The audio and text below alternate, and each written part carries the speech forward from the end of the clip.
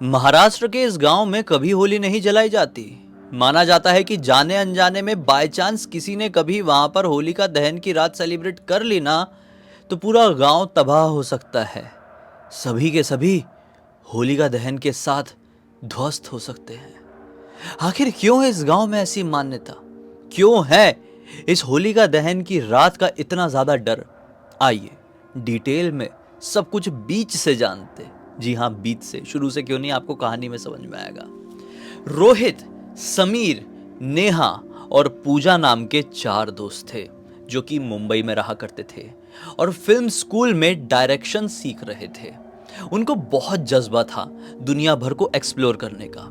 चारों का ये मानना था, ये चारों कपल थे, यानी रोहित और नेहा गर्लफ्रेंड बॉयफ्रेंड थे और समीर और पूजा। इन चारों को ये जज्बा था कि हम जितना घूमेंगे, जितना कल्चर्स को देखेंगे, जितनी चीज़ों को एक्सपीरियंस करेंगे, उतना हमारा नॉलेज बढ़ेगा, उतने अच्छे लेवल की हम फिल्म मेकिंग कर सकेंगे, फिल्म राइटिंग कर सकेंगे।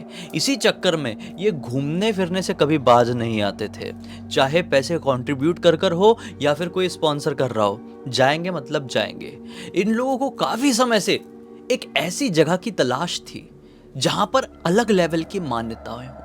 इन लोगों को अपने स्कूल से एक प्रोजेक्ट मिला हुआ था, इनके फिल्म स्कूल से एक प्रोजेक्ट मिला हुआ था कि आपको एक ऐसे गांव के ऊपर डॉक्यूमेंट्री या फिर शॉर्ट फिल्म बनानी है जो नॉर्मल गांव से अलग हो। इन लोगों ने बहुत रिसर्च की है कि बहुत सारे ऐसे गांव हैं भाई। एक गांव ऐसा है कि जहां पर सिर्फ जुड़वा बच्चे पैदा होते हैं। एक गांव ऐसा है कि वहां पर कभी कोई देख ही नहीं सकता, जितने लोग पैदा होते हैं वो आंखों से मतलब नेत्रहीन पैदा होते हैं। एक गांव शनि शिंगणापुर, आपको सब लोगों को पता होगा, उस गांव में दरवाजे नहीं होते हैं। लेकिन इन लोगों का यह मानना था ये जितने भी गांव हैं इनके बारे में तो लगभग सब जानते हैं। अगर हम इनके ऊपर शॉर्ट फिल्म या डॉक्यूमेंट्री बनाते हैं तो मतलब हमारे अंदर क्या वाहवाही रह जाएगी, हम मतलब भीड़ में शामिल हो जाएंगे। हम कुछ अलग पता करते, कुछ अलग एक्सप्लोर। चारों ने डिसाइड किया कि अपने रिश्तेदारी में, अपनी दोस्ती यारी में जितनी बात हो सकती है करो। सबने बात करना शुरू किए और आखिरकार जो नेहा थी उसके एक दूर के फूफा जी उसको बताते हैं कि अरे तुम लोग इतना क्या तलाश कर रहे हो, हमारे गांव आओ, बालवाड़ी। इस गांव में होलिका दहन की रात सेलिब्रेट नहीं की जाती है, होली नहीं खेली जाती है। ये काफी ज्यादा हैरान हुई कि ये कैसे पॉसिबल हो सकता है। होलिका दहन और होली तो एक बहुत बड़ा त्योहार होता है, उसको लगभग सारे लोग सेलिब्रेट करते हैं, आपके गांव में क्यों नहीं? फूफा जी बताते हैं कि तुम आओ, ऐसे फ़ोन में नहीं हो पाएगा। ये बहुत एक्साइटेड हो जाते हैं। जब नेहा अपने दोस्तों को बात बताती है तो बहुत एक्साइटेड कि यार कुछ तो अलग मिला है। ज़िंदगी में बालवाड़ी का नाम भी कभी नहीं सुने हैं और ना ही ऐसे किसी गांव के बारे में सुने हैं जहां पर होली को लेकर लोगों के मन में डर हो। सब लोग अपना सामान पैक करते हैं, अपने कॉलेज क्लास मतलब जो भी स्कूल है उनका, उसमें ढिंढोरा पीट दिए कि हम कुछ तूफानी लेकर आने वाले, ये करने वाले, वो करने वाले हैं। टीचर लोगों को दुनिया भर की बातें पढ़ा दिए, सिखा दिए और सामान पैक करके ये लोग पहुंच जाते हैं बालवाड़ी। ये लोगों ने अपनी कार रेंट किए थे, मतलब रेंट की जो कार हो जाती है ना कि ड्राइवर भी नहीं आता, उसमें खाली कार मिल जाती है, तो वो लोग उसको ड्राइव करके पहुंच गए थे। वहां पर गए तो क्या पाए कि ये गांव बहुत ही ज़्यादा छोटा है और नॉर्मल गांव के कंपैरिजन में भयंकर ज़्यादा अंदर। इसीलिए इस गांव के बारे में इनको तो गूगल मैप में भी पता नहीं चल पा रहा था। एक्चुअल में ये गांव नहीं था, ये एक बस्ती थी और बहुत सारी बस्तियां ऐसी होती है जिनके बारे में इंफॉर्मेशन ना ही इंटरनेट में होती है और ना ही गूगल मैप्स में। तो ठीक है भाई, तो होता ये कि यहाँ पर पहुँच गए, देखे कि गांव के लोग पूरी तरीके से नॉर्मल है। घर कम है लेकिन जितने भी हैं वो बहुत ही खुशहाली से रहते हैं और एक परिवार की तरह रहते हैं। मतलब अगर एक के घर, मतलब ये लोग जिनके घर पे गए, ये लोग जाना हुआ है कि नहीं, पूरे गांव वाले इकट्ठे हो गए, इनका स्वागत कर रहे हैं। मतलब ये चीज़ इनको आज के टाइम में भी हो रही है। ये काफ़ी ज़्यादा शॉकिंग लगी इनको, काफ़ी ज़्यादा अच्छा लगा। पूजा और नेहा जितनी चीज़ें हो रही थी सारी चीज़ें नोटिस करती जा रही थी अपने डायरी में कि इस गांव में ऐसा होता है, वैसा होता है, यहाँ के लोग ऐसे होते, इतने मिलनसार होते, इतने फ्रेंडली, इतने कूल नेचर के होते हैं। बहुत अच्छा लग रहा था इनको। ना ही इनको कोई जज कर रहा था। शहरी लड़कियां थी, शॉर्ट कपड़ों में गई हुई थी, ना ही इनको कोई पलट कर देख रहा था और ना ही किसी भी प्रकार की कोई आपत्ति उठा रहा था। तो इनको ये बहुत अच्छा लग रहा था। खैर, होली को 3 दिन बाकी थे। ये वहाँ पर 2 रात स्टे किए, तीसरी रात को होलिका दहन होने वाली थी। तो 2 रात स्टे किए हैं, बहुत अच्छा लग रहा है, लोगों से मिल रहे जुल रहे हैं, बातचीत कर रहे हैं, लेकिन अभी तक इनको किसी ने ये नहीं बताया है कि आखिर होलिका दहन की रात यहाँ पर होली क्यों नहीं जलती है, और जिस दिन रंग खेले जाते हैं उस दिन भी सब लोग अपने घरों के अंदर क्यों पैक रहते हैं, आखिर क्या मान्यता है। ये जिनसे भी पूछने की कोशिश करती, वो लोग यही कहते, नहीं बेटा, यहाँ पर होलिका दहन की रात नहीं मनाई जाती है। गांव के कुछ लोगों का यह मानना है कि होलिका दहन की रात होली के साथ सिर्फ लकड़ियाँ नहीं बल्कि बहुत कुछ जल जाता है। सिर्फ ज़्यादातर लोग इसी प्रकार का इनको जवाब दे रहे थे, कुछ इतने फ्लो में दे रहे थे तो कुछ आड़े टेढ़े, लेकिन सबकी बात मिलती जुलती थी कि सिर्फ बुराई नहीं जलती है, सिर्फ लकड़ियाँ नहीं जलती है, बल्कि कुछ और भी भयंकर हो जाता है। इनको समझ में नहीं आ रहा था और इसीलिए ये लोग उस रात का इंतज़ार कर रहे थे। रात तो नहीं, लेकिन पहले होलिका दहन वाला दिन आया। ये लोग बहुत एक्साइटेड थे कि आज कुछ नया पता चलेगा, और पता चला भी। जो गांव में इतने सालों से नहीं हो रहा था वो आज होने जा रहा था। क्यों? क्योंकि शहर से ये लोग आए थे और गांव के जो मुख्य लोग हैं उन लोगों ने डिसाइड किए थे कि बहुत समय से होलिका दहन नहीं हुआ है, रंग नहीं खेलेंगे, लेकिन सब लोग, गांव वाले लोग मिलजुल के होली जलाते हैं। आधी रात होने से पहले होलिका को पूरी तरीके से सब लोग छोड़ के अपने घर चले जाएंगे। मतलब जो होलिका जो जल रही है वो 12 बजे से पहले ये सारा मामला कंप्लीट हो जाना चाहिए।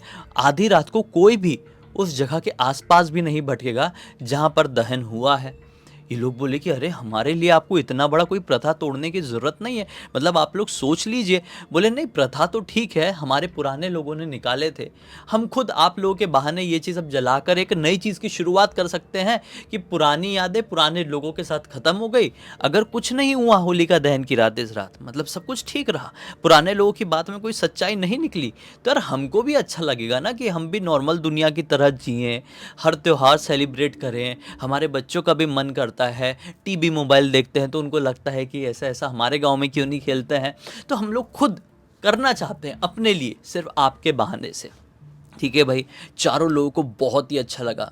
गांव में आज होलिका दहन की रात नहीं बल्कि कुछ ऐसा लग रहा था कि एक बहुत बड़ा जश्न होने जा रहा है, बहुत बड़ा सेलिब्रेशन होने जा रहा है।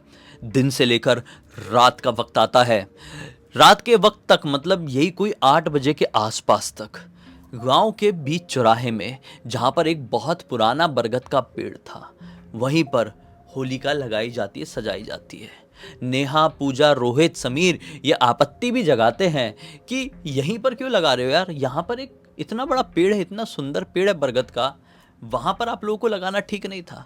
गांव के लोग कहते हैं कि पूर्वज जो थे वो यहीं पर होली जलाया करते थे, हम भी यहीं पर जलाएंगे। पुराने लोग कहते थे कि 12 बजे से पहले भाई अपने घर चले जाना, वो चले भी जाते थे, हम भी चले जाएंगे। देखो, अब हम अपने नियम कानून तो तोड़ रहे हैं, पुराने लोगों के नियम तो तोड़ रहे हैं, लेकिन फिर भी जो वो लोग करते थे उसी प्रकार से हम करेंगे, एकदम अलग से तो नहीं कर सकते। हमको नहीं मालूम कि इस बरगद के पेड़ के पास क्यों होली जलाई जाती थी, लेकिन हम भी वही करेंगे। बोले ठीक है भाई, होता ऐसा, सारा सज गया अपना।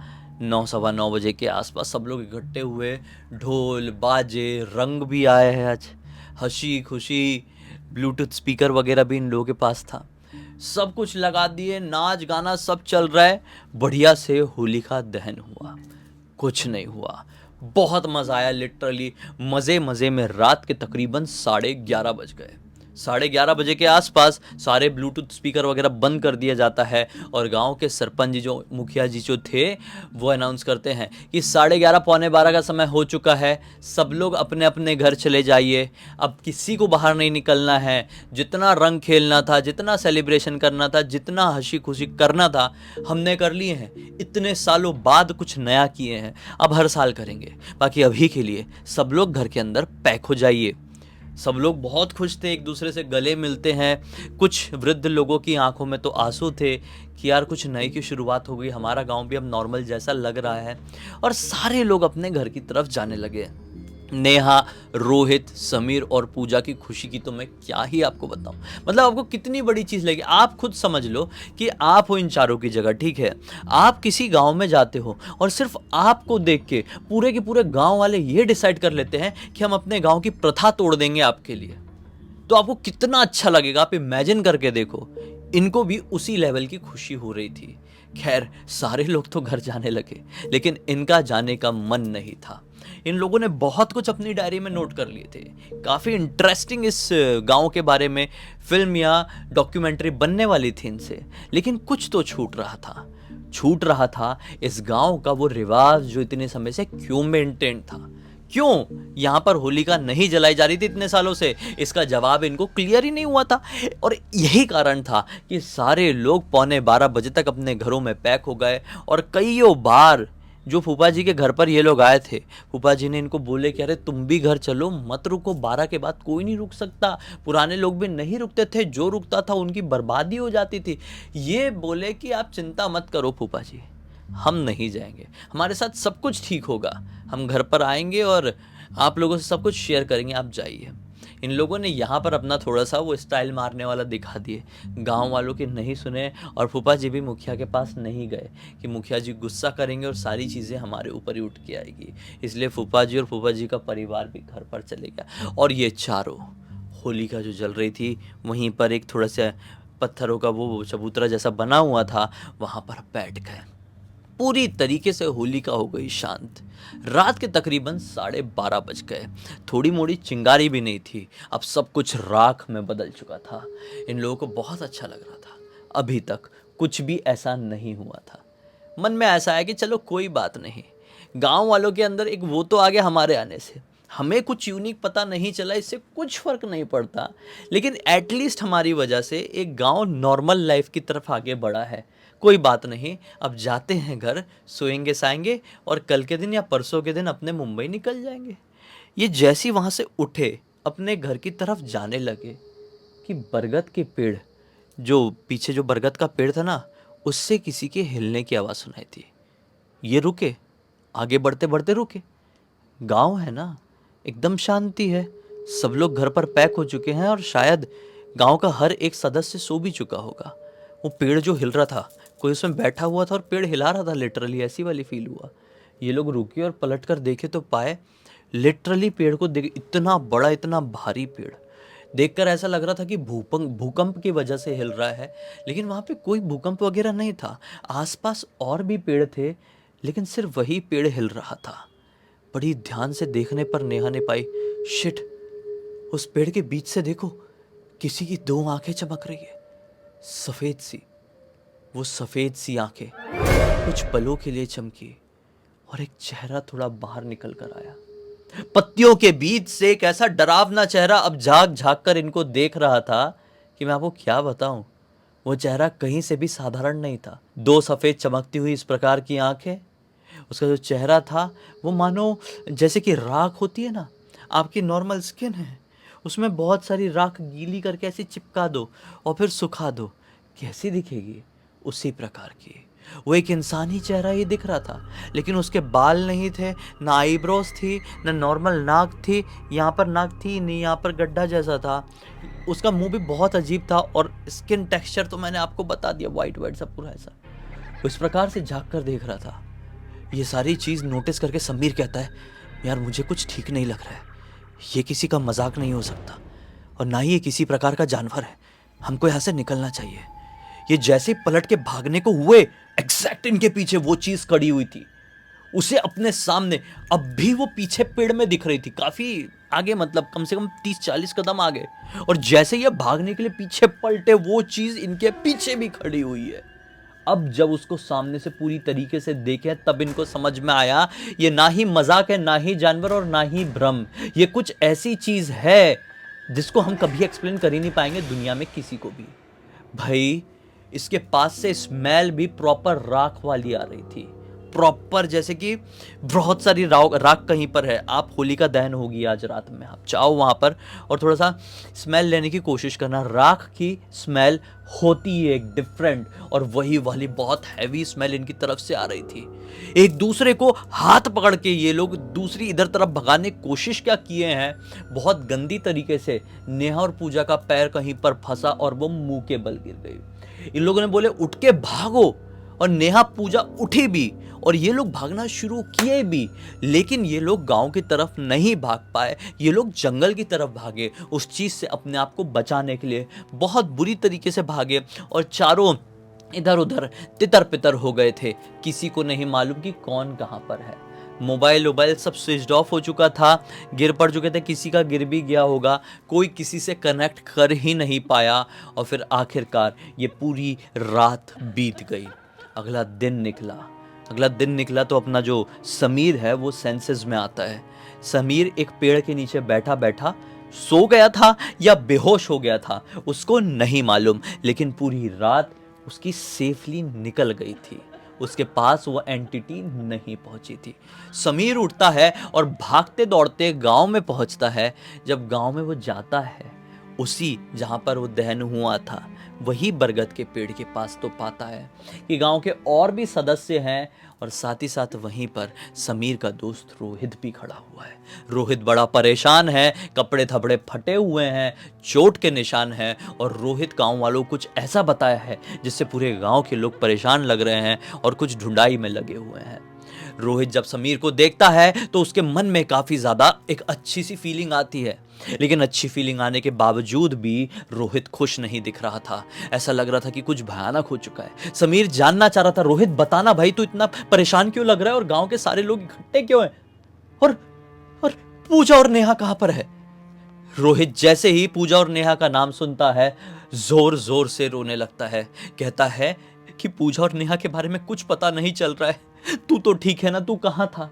ये बताते कि मैं ऐसे ऐसे पेड़ के नीचे था, भाड़ में जाए मैं ठीक हूं, वो मैटर करता है भाई। पूजा नेहा कहाँ है? नहीं पता चल रहा था। रोहित बताया कि मैं जब से गांव में आया हूं, गांव के हर एक सदस्य को लेकर अलग अलग कोने में जहां जहां मैं भाग के जो पता लेकर जा चुका हूं, पूजा नेहा का पता नहीं चल रहा है। गांव के सारे लोग इसीलिए परेशान हैं। अब भाई इतने में अपने रोहित का फ़ोन बज जाता है, क्योंकि वो काफ़ी सुबह से यहाँ पर पहुँच चुका था, मोबाइल वगैरह चार्ज कर लिया था। फिर फ़ोन बजता है, नेहा के घर वालों का फ़ोन था। वो नहीं बताता है, बोलता है मैं बात कराता हूँ। नहीं बताता है नेहा के घर वालों को कुछ भी। वो ढूंढ ढूंढ के पूरे गांव के लोग पागल हो गए। सुबह से दोपहर तक का समय हो गया। दोपहर के 3 बजे के आसपास गांव के बिल्कुल आगे की तरफ एक जंगल में, दूसरे गांव का जंगल समझ लो, वहाँ पर ढूंढते ढूंढते गए। फटी हुई जली हुई चप्पल मिली, और वो चप्पल नेहा की थी। नेहा की चप्पल मिली, और जो अपनी पूजा थी उसके जीन्स का टुकड़ा, क्योंकि उसने एक डिफरेंट सा ग्रीनिश कलर का जीन्स पहनी हुई थी उस रात, तो ग्रीन कलर के जीन्स का टुकड़ा मिला है। और वो भी साइड से शायद थोड़ा जला हुआ था, और कुछ नहीं मिल पाया। गांव के सारे लोगों को समझ में आ गया कि वही श्राप वापस लौट कर आ गया। इस नज़ारे को देखकर रो रो के इन लोगों की हालत खराब हो गई। फ़ोन करके रोहित और समीर ने नेहा पूजा के घर वालों को सब कुछ बता दिए कि हमारे साथ कांड हो गया, आप लोग इस गांव में आ जाइए। अब नेहा के घर वाले तो जानते ही थे, क्योंकि नेहा के रिलेटिव ही यहाँ पर रहते हैं।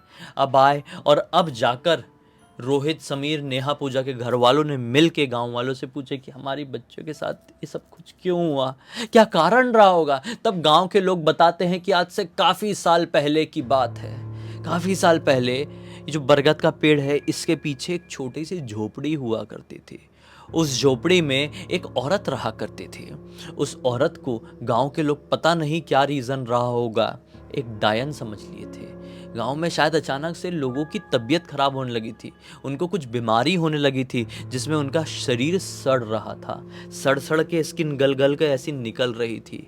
उसका वजन एकदम चले जा रहा था, और फिर बीमार होने के लगभग 45 से 50 दिन के बाद वो इंसान मर जा रहा था। गांव के हर एक सदस्य को लगभग वो बीमारी टच कर दी थी, लेकिन उस औरत को नहीं टच कर पाई थी, जो बरगद के पेड़ के पास उस छोटे से घर में रहती थी। और शायद वही कारण था, उसको लोग डायन समझ लिए थे। जब लोगों को समझ में आया कि इसके अंदर गड़बड़ है, शायद इसी के कारण, इसी के कोई जादू टोटके के कारण गांव में ऐसी बर्बादी फैली है, गांव के लोग इकट्ठे हुए, औरत को पीट पीट कर बरगद के पेड़, और वो होलिका दहन की रात थी, पीट पीट कर बरगद के पेड़ के पास ही उसका जो घर था वहाँ पर ध्वस्त कर दिया, उसको दहन कर दिया उसका घर के साथ। और वहीं उसी पॉइंट पर होलिका दहन भी किए थे। एक बात और, जब उस औरत का दहन किया जा रहा था, तब अपनी आखिरी सांसें लेते हुए, तड़पते हुए उसने बोली थी कि आज की रात मुझे खत्म तो कर दोगे, लेकिन कभी भी आज की रात वापस से यहाँ पर आने की कोशिश किए तुम लोगों ने, या फिर कुछ और दहन किए, तो जो मेरे हाथ में आएगा उसे अपने साथ लेकर चली जाऊंगी। एक दिन पूरा का पूरा गांव ध्वस्त करके रख दूंगी। ऐसा बोल के वो खत्म हो गई थी। उसके बाद से गांव के लोगों ने अगले साल भी वहां पे होलिका दहन किए, लेकिन होलिका दहन किए, गांव में एक पूरा का पूरा परिवार गायब हो गया और उनके कुछ अवशेष दहन किए, ध्वस्त किए हुए, मतलब तंदूर बने हुए मिले थे। ऐसे होते होते आने वाले 5 या 6 साल तक होलिका दहन हुआ उसी पॉइंट में, लेकिन जब भी होता एक पूरा का पूरा परिवार ख़त्म हो जाता। फिर गांव के बुजुर्ग समझ गए कि यहाँ पर होलिका दहन नहीं करना है, होली सेलिब्रेट नहीं करना है। तब से अब तक नहीं की गई थी। हमको लगा कि करके देखते हैं, सब कुछ ठीक रहेगा, इतने साल तो हो गए, लेकिन शायद उस दहन का श्राप वापस आ चुका है। अब हम वापस से कभी सेलिब्रेट नहीं करेंगे। गांव के लोगों को अफसोस है, रोहित समीर को भी बड़ा दुख है, लेकिन किसी के अफसोस करने से, किसी के दुख में जाने से कुछ वापस नहीं आ जाता। नेहा पूजा इस दुनिया को अलविदा कर गई, सिर्फ और सिर्फ एक अपने एडवेंचर के चक्कर में, कुछ अलग करने के चक्कर में। इस पूरी घटना की जानकारी मुझे समीर ने ही इंस्टाग्राम पर लिख कर भेजा। बोला भाई पूरी दुनिया को बताइए, ये सीख मिलेगी सभी को कि क्या चीज़ें ज़िंदगी में सोचनी भी नहीं चाहिए और क्या चीज़ें आसानी से कर भी देनी चाहिए। इसी एक नोट के साथ कहानी का अंत कर देते हैं। अब तक देख लेते तो लाइक ज़रूर कर देना, चैनल को सब्सक्राइब करके बेल आइकन के ऑल के ऑप्शन में क्लिक करना, और इंस्टाग्राम और हमारी वेबसाइट की लिंक डिस्क्रिप्शन बॉक्स में मिलेगी, जुड़ जाना। और आपके पास भी ऐसी कोई कहानी, टॉपिक या जानकारी हो तो लिख भेजना, हो सकता है हमारा अगला वीडियो कल आपके हिसाब से बन रहा हो। चलिए कल फिर से मिलते हैं, तब तक के लिए बहुत बहुत धन्यवाद। आपका दिन शुभ हो। हैप्पी होली।